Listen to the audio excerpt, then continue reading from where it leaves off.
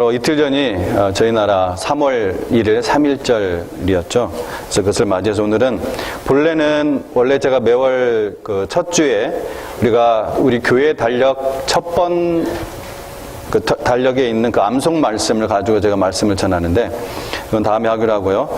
오늘은 제가 3.1절 것을 맞이해서 그리스도인의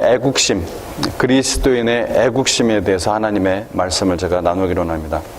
우리 그리스도인들에게 신분을 영적으로 우리가 한번 보면은 어떨까요? 우리 그리스도인의 신분, 우리 아이덴티티를 영적으로 보면은 빌립보서 3장 20절의 말씀처럼 우리의 시민권은 어디에 있다고 했습니까? 하늘에 있다고 했습니다. 우리의 시민권, 시리즌십이 그리스도인. 제가 여기 있는 모든 분들 그렇게 얘기하지 않았습니다. 정말 그리스도인들은 우리의 그 시민권은 하늘에 있다고 사도 바울이 빌립보서 3장 20절 말씀에서 기록을 하고 있습니다. 그래서 히브리서 11장을 보면은 히브리서 11장 하면 또 유명한 장이죠. 소위 말하는 믿음의 장입니다. 많은 믿음의 영웅들이 쭉 나오는 것이 히브리서 11장이죠. 이 히브리서 11장을 보면은 아브라함을 비롯한 모든 믿음의 영웅들은 스스로 자처해서 이 땅에서 레지던트 에일리언으로 살아갔다고 전합니다. 오늘날로 말한다면은 시리즌십이 아니라 레지던트 에일리언이라는 건 뭡니까? 그린카드를 갖고 살았다는 거예요. 영주권자는 시민권자가 가지고 있는 그 모든 특권을 다 누릴 수는 없지만 시민권자가 가지고 있는 또한 책임을 또 다 해야 되죠. 한 시민으로서. 즉 영적으로 볼 때 하늘의 시민권을 가지고 있는 우리 그리스도인들은 이 땅의 그 권위들과 국가에 대한 그 책임을 다할 의무가 있다는 것입니다. 우리 그리스도인들이. 하나님의 진리와 또 하나님의 권위에 충돌되지 않는 영역에 있어서는 우리가 예수님을 믿지 않는 불신자들보다 더 최선을 다해야 한다는 것입니다. 어떤 분들은 교회에 대해서 이런 잘못된 평가를 합니다. 교인들은 이 땅의 문제에 대해서는 무관심하고 죽어서 갈 천당에만 관심이 있다. 또 기독교인들은 현실에는 관심이 없어서 내세의 복에만 관심이 있다. 오늘날 교회가 많은 그 타락한 이러한 교회들, 이러한 교계를 보면서 세상 사람들이 그렇게 말하는 것은 이해가 되지만 그러한 평가는 오해에서 비롯된 잘못된 평가입니다. 불신자들이 성도의 말과 또 성도의 삶을 통해 생명의 복음에 이끌려서 진정한 의와 또한 진정한 공평이 영원토록 실현되는 사랑의 나라, 복된 나라, 이 하나님의 나라를 소망할 수 있도록 하는 것이 바로 우리 그리스도인들의 책임인 것입니다. 특별히 그리스도인의 이 동포애, 그리스도인의 이 애국심은 하나님의 이름을 영화롭게 하고 복음의 전파와 관련될 때 비로소 의미가 있습니다. 사도행전 17장 26절에서 27절 말씀 보면은 그들의 연대를 정하시며 거주의 경계를 한정하셨으니 이는 사람으로 혹 하나님을 더듬어 찾아 발견하게 하려 하심이라 고 말씀을 하고 있습니다. 같은 연대, 같은 거주의 경계에 사는 사람들이 뭐라고 합니까? 민족이라고 하죠. 민족이고 나라인데 그렇게 하신 그 목적은 혹 더듬어 하나님을 발견하게 하려 하심이라는 것이라는 것입니다. 그러므로 그리스도인의 이 동포애와 애국심은 언제나 하나님의 이름을 영화롭게 하고 복음 전파와 관련이 될 때 의미가 있다는 것입니다. 1919년 3월 1일 이 만세운동은 그 예 중에 하나로 볼 수가 있습니다. 기독교에서는 흔히 이 독립선언서를 기초하고 민족 대표로서 이름을 기록한 33인 중에 16명이 기독교인이라고 하는 사실을 많이 부각시키곤 합니다. 그런데 저는 그것보다 더 중요한 것에 초점을 맞춰야 된다고 생각합니다. 즉 3.1 만세 운동은 기독교적인 정신을 가진 운동이라는 점입니다. 그 운동이 만일 본회파와 같이 어떤 살인과 폭력을 포함하는 것이었다면 그것이 애국 활동일 수는 있어도 기독교적인 정신은 아니라는 것입니다. 디에트리트 본 회퍼는 독일의 신학자이자 목회자이자 또한 반나치 운동가였습니다. 그래서 히틀러를 암살하는 계획에 아주 핵심적으로 그리고 주도적으로 관여를 하다가 1945년 사형을 당했던 사람입니다. 안중근 의사나 또 윤봉길 의사 모두 마땅히 존경받을 분들이고 저도 지금도 그 희생적 구국정신에 큰 감사와 또 경의를 표하지만은 그들의 그 총과 그들의 그 수류탄이 기독교적 정신을 대표하거나 하나님의 뜻을 실현하는 행동은 아니라는 것입니다. 만약 그것이 기독교적인 정신임이라면 예수님 당시 있었던 열심당, 소위 말하는 zealot, 이 열심당은 하나님의 뜻을 실현하는 대표적인 당이었을 것입니다. 그랬다면 예수님은 그들 중에 한 명이라도 제자를 삼았어야 했습니다.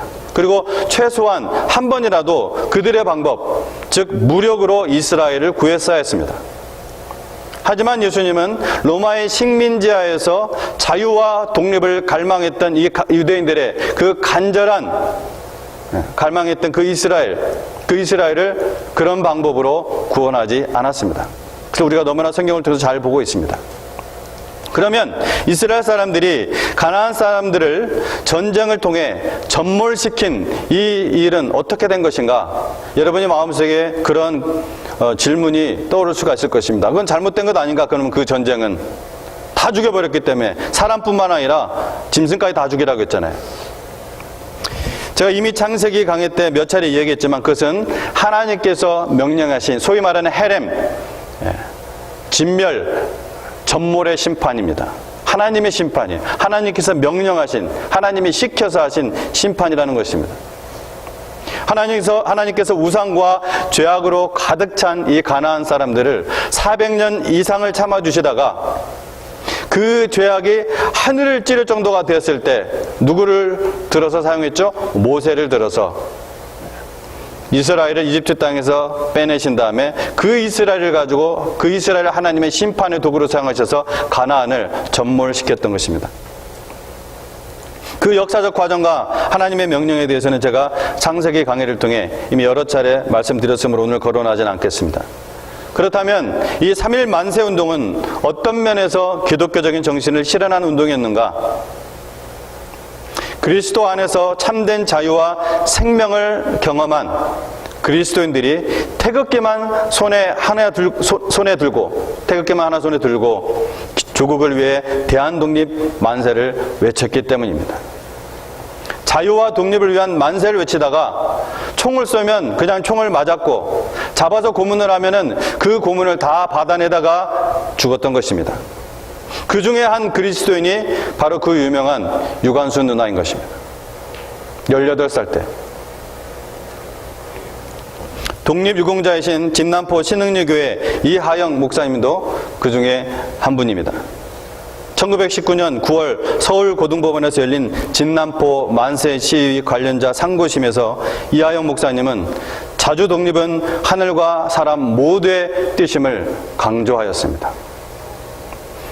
이분이 바로 예루와 하은이의 외증조 할아버지입니다.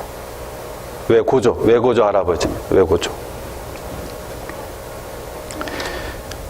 한 가지 기억할 것이 있습니다. 그것은 이 3.1운동 자체가 혹은 독립운동가들의 그 희생 자체가 혹은 임시정부의 활동 자체가 우리 민족의 해방을 가져온 것은 아니라는 점입니다. 하나님을 모르는 사람들은 당연히 그렇게 이야기할 수 있지만 모든 민족을 주권적으로 섭리하시는 하나님을 아는 그리스도인이라면 그러한 역사적 사실을 잘 파악해야 합니다. 우리 민족이 다시 찾은 자유에는 하나님께 올리는 그리스도인들의 간절한 기도가 있었고 예배가 있었고 희생이 있었습니다. 거기에 하나님의 긍휼하심과 응답이 있었던 것입니다. 그리고 정말 중요한 것은 전 세계에 복음을 전할 나라로 선택하심이 있었다는 것입니다. 세상적 민족애가 아닌 성경적 민족애의 모델을 보여준 바울의 말씀, 오늘 말씀을 들여다보겠습니다. 본문 1절과 2절 말씀을 다시 한번 제가 같이 한번 읽어보도록 하겠습니다. 본문 1절과 2절 같이 읽습니다. 시작. 내가 그리스도 안에서 참말을 하고 거짓말을 아니하노라. 나에게 큰 근심이 있는 것과 마음에 그치지 않는 고통이 있는 것을 내 양심이 성령 안에서 나와 더불어 증언하노니. 사도 바울은 지금 참 아주 간절한 고백을 하고 있습니다. 여러분 잘 알다시피 바울은 그의 서신서 여러 곳에서 하나님께서 자기를 이방인을 위한 그릇으로, 이방인을 위한 사도로 택했다고 고백합니다. 그래서 사도 바울은 주로 유대인들보다는 이방인들에게 복음을 전한 일에 더 매진을 했었죠. 즉 유대 땅에서보다 외국에 나가서, 이방 세계에 나가서 복음을 증거한 사도였습니다. 근데 당시에 거의 모든 유대인들은 자기들만 하나님께 선택받은 백성이고 다른 모든 민족들은 하나님의 저주를 받은 민족이라는 잘못된 선민의식을 가지고 있었습니다. 그래서 거의 모든 유대인들은 바울을 싫어했고 핍박을 했습니다. 이방인들도 유대인들과 똑같이 예수 그리스도를 믿으면 다 구원받는다, 하나님의 백성이 된다, 이 말씀이 싫었던 거예요. 바울 사도가 자기들을 무시한다고 화를 냈습니다. 쫓아다니면서 핍박을 하고 쫓아다니면서 죽이려고 했습니다. 메신저가 아무리 은혜와 진리를 선포해도 듣는 자의 심령이 왜곡되어 있으면, 꼬부러져 있으면 듣기가 싫은 것입니다. 감히 나를 이방인들과 동등하다고 하면서 분노했다는 것입니다. 심지어 교회 안에서도 이방인 그리스도인들에 대한 우월 의식을 가지고 있었습니다. 이 유대인 그리스도인들이 텃살을 부렸습니다. 그러나 바울 사도는 자기도 역시 유대인이요 또한 자기 민족을 사랑한다는 사실을 강조하고 있습니다. 복음에 대해 돌같은 마음을 갖고 있는 자기 동족, 그 이스라엘 때문에 어떻다는 것입니까? 큰 근심이 있고 이 마음에 그치지 않는 고통이 있다고, 그걸 고백하면서 성령이 내 양심과 함께 증거하고 있다고 성령의 감동을 입은 이 성경 속에 기록을 해놓고 있다는 것입니다. 사도 바울은 어느 곳에 가든지 먼저 유대인들을 찾아갔습니다. 자기의 동족 유대인들에게 먼저 찾아갔습니다. 유대인의 회당에 가서 거기서 복음을 증거했습니다. 내 동족이 예수님 믿고 구원받기를 그는 간절히 소원했기 때문입니다. 이방인들에게 가서 복음을 증거하면은 그들이 마음을 열고 복음을 잘 받아들이는데 이 유대인들은 한결같이 복음을 거부했습니다. 그것이 사도 바울에게 근심이요 그치지 않는 고통이었다는 것입니다. 하나님을 알지 못하고 예수 그리스도를 믿지 못하면은 영원한 불못, 지옥에 떨어질 수밖에 없는 내 동족, 그 내 동족을 생각할 때 견딜 수 없었다는 것입니다. 옥토 같은 이방인들을 찾아 복음을 전하면서 이스라엘이 마음 문을 열 때를 기다리며 계속해서 기도한다는 것입니다. 바울은 이제 내 동족이 구원받을 수 있다면 내가 어떤 대가라도 치를 수 있다고 고백을 합니다. 3절 말씀을 보도록 하겠습니다. 나의 형제 곧 고륙의 친척을 위하여 내 자신이 저주를 받아 그리스도에게서 끊어질지라도 원하는 바로라. 내 자신이 저주를 받아, 내 자신이 저주를 받을지라도. 구약시대나 신약시대에 있어서 공통된 이 저주의 의미는 하나님과의 단절을 얘기합니다. 하나님과 분리되어 영원한 멸망을 받는 것을 저주라고 합니다. 그리스도께서 십자가에 달리셔서 저주가 되신 사건도 이러한 의미의 저주와 별개의 것이 아닙니다. 영원전부터 삼위로 아버지 하나님, 아들 하나님, 성령 하나님 이렇게 삼위일체로 함께 계셨던 그 아들 하나님께서 인간의 역사 속에서 딱 한 번 단절되고 분리된 순간이나마 분리된 그 순간, 그 사건이 바로 십자가의 사건입니다. 그래서 하나님께서, 아들 하나님께서, 예수님께서 십자가에서 마지막 달려 돌아가기 직전에 엘리 엘리 라마 사박다니, 아버지 아버지 왜 나를 버리시나이까.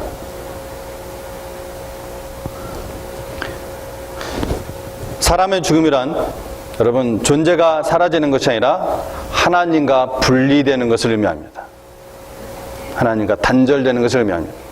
그렇다면 바울은 실제로 자기 동족을 위해 정말 이러한 저주를 받기를 원했는가? 이것을 이해하기 위해서는 이와 유사한 표현을 사용했던 모세의 경우를 살펴볼 필요가 있습니다. 아마 여러분도 뭔가 감이 올 것입니다. 모세가 이런 비슷한 이야기를 했던 것을. 모세는 자기 백성이 금송아지 우상을 만든 이 죄를 대속하기 위해서 하나님 앞에서 기도하면서 뭐라고 했습니까? 주의 거룩하신 책에서 내 이름을 지워버려 주시옵소서. 그렇게 탄원을 했습니다. 이때 모세는 자기 백성을 하나님의 심판에서 건져내고자 하는 그러한 열심에서 그런 기도를 드렸던 것이죠. 이것은 자기를 정말 하나님의 책에서 지워버리고 이스라엘 백성의 죄를 사하여 달라는 의미라기보다는 자기 백성에 대한 사랑과 그 열심을 나타낸다는 것입니다. 이와 같이 본절에서 바울은 자기 동족에 대한 연민과 그 열심을 나타내기 위해서 그와 같은 표현을 사용한 것이죠. 저주를 받아 그리스도에게서 끊어질지라도. 즉 바울은 모세와 같이 자기 구원을 포기할 만큼 자기 동족을 사랑하고 있다는 것을 로마 교회에 있는 그 유대인들에게 보여주고 있습니다. 사도 바울은 자기가 죽는 것이 동족의 구원에 신학적으로 아무런 영향을 끼칠 수 없다는 것을 너무나 잘 아는 사람이에요. 나의 동족들을 죽도록 사랑한다 하는 정도의 표현이라고 할 수 있다는 것입니다. 여러분, 기독교인들은 나만 잘 되면 되는 사람들이 아닙니다. 내 나라는 망할지라도 나만 잘 되면 돼. 그런 사람들이 아니라는 것입니다. 나라를 위해 기도하고 나라를 위해 희생하는 사람들이 여러분 크리스찬이라는 것을 믿으시기 바랍니다. 그리스도인이 나라를 사랑하는 게 그러면 구체적으로 무엇일까? 다 열거할 수 없지만 제가 두 가지만 열거하고 마치도록 하겠습니다.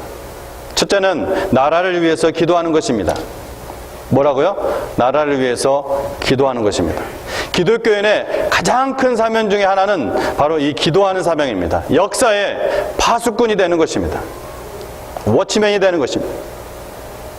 우리가 영적 파수꾼이 되어서 이 민족이 죄로 물지 않도록 깨어서 기도하고 있어야 하는 것입니다. 그것이 바로 영적 파수꾼인 것입니다. 여러분, 우리에게 나라가 있다는 것이 얼마나 감사한지 잘 아시죠? 나라를 잃어버린 백성, 나라를 빼앗긴 백성의 그 서러움을 우리 전 세대 사신 분들은 더 많이 뼈저리게 느끼실 것입니다. 여기에 계신 분들도 그런 경험을 하신 분도 계실 거예요. 우리가 일제에 의해서 주권을 뺏기고 말도 뺏기고 가족도 재산도 뺏겼을 때 얼마나 비참한 삶을 살았습니까? 우리의 할머니들이 정신대라는 이름으로 끌려가서 갖가지 만행들의 그 희생물이 되지 않았습니까? 나라 잃은 서름과 아픔인 것입니다. 시편 137편에 보면은 이스라엘 백성이 바벨론에 포로로 끌려가는, 그래서 포로로 끌려가서 거기 70년 동안 포로 생활을 하는데 자기 나라 그 고국 예루살렘을 바라보면서 눈물 짓던 그 모습들을 시로 기록해 놓은 장면이 시편 137편입니다. 이 바벨론 강변에 있어서 예루살렘을 향해서 자기의 고향 땅을 향해 보면서 하나님이 성전이 있던 그곳에서 내가 예배드렸던 그곳을 바라보면서 눈물을 흘리며 수금을 켰습니다. 그 고국을 생각하면서.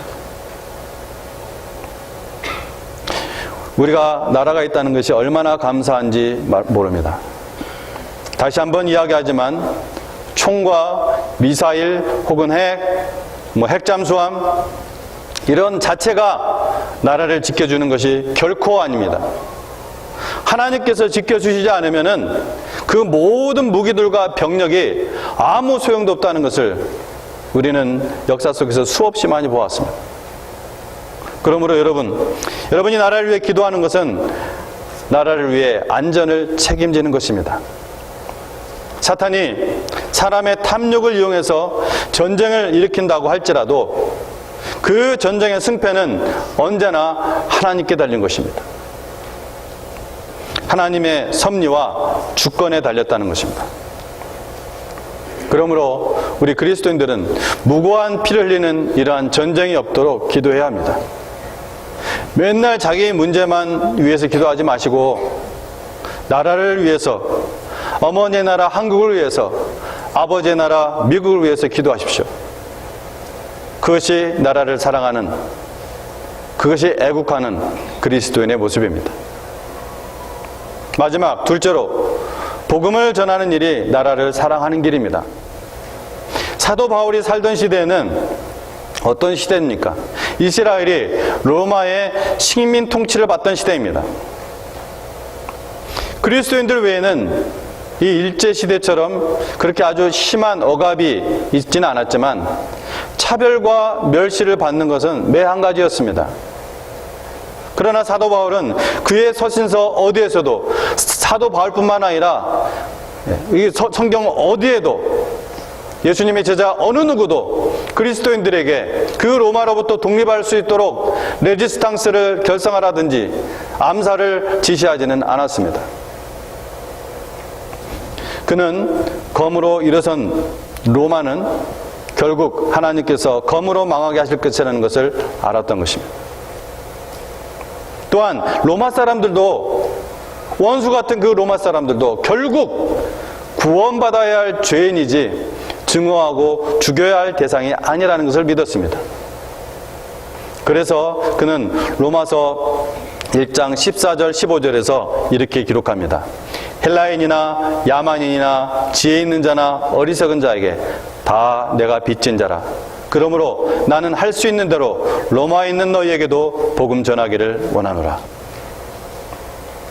그리고 오늘 본문과 연결되는 이 10장 1절, 10장 1절에서는 그의 동포의 나라상의 사랑의 그 동기를 보다 구체적으로 표현해주고 있습니다.